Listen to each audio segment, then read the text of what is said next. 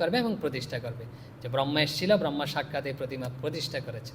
তো এসব হয়ে গেছে, এসব হয়ে তো দীর্ঘদিন চলতে চলতে 12 বছর অতিক্রান্ত হয়ে গেছে। তো 12 বছর পরে না, 12 বছরের পরে 13 বছরের যে প্রথম দিন, তো পূজারী যখন মন্দিরে ভরে ঢুকেছে, দেখছে সেখানে প্রতিমা যেরকম হয়েছিল সেরকম নেই। প্রতিমা একদম জরা জীর্ণ রুক্ষ খুস্ক এরকম হয়ে গেছে। তো রাজাকে খবর দেওয়া হয়েছে, রাজা এর সাথে বিলাপ করছে, এরকম প্রতিমার এই অবস্থা, কি হবে এখন। আবার নারদের শরণাপন্ন হয়েছে। বলছে, নারদ বলছেন, তুমি জানো না যে তোমাকে তো আগেই বলা হয়েছিল। বলছে, কি বলা হয়েছিল?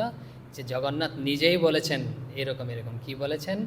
বলছে এই প্রতিমা থাকবে হচ্ছে 12 বৎসর, 12 বৎসর থাকবে, এরপরে আবার পরিবর্তন করতে হবে।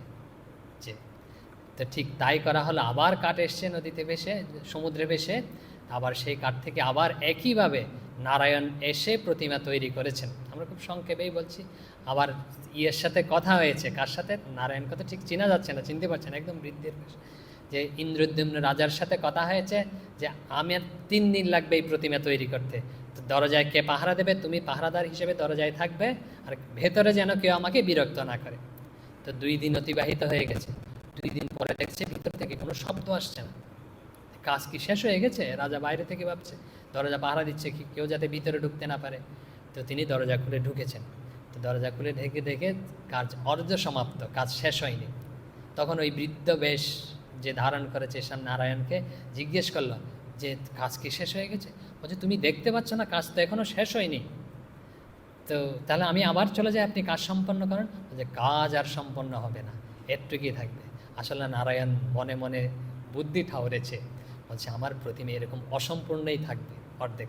হাতের আঙ্গুল থাকবে না, পা থাকবে না, চোখের পাপড়ি থাকবে না, এরকম থাকবে না। কেন? বলছে, আমাকে যা ভক্তরা দেখি ঠিক ঠিক চিনতে পারে কিনা, আমার এরকম রূপ দেখে তারা জানে অবজ্ঞা করে কিনা, আমি এটা পরীক্ষা করব। এই মনে করেই নারায়ণ এই প্রতিমা এভাবে অর্ধসমাপ্ত অবস্থায় তৈরি করেছে। তারপরে বলা হচ্ছে কে প্রতিষ্ঠা করবে, কে পূজা করবে?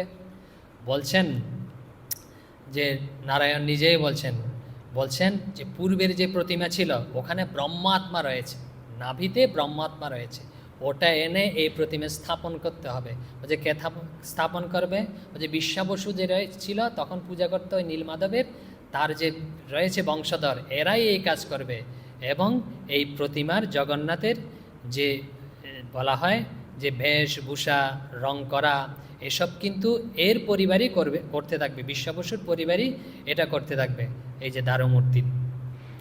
আর যে প্রতিষ্ঠা, তারপর পূজা, এসব কে করবে? বলছে এসব করবে হচ্ছে বিদ্যাপতি।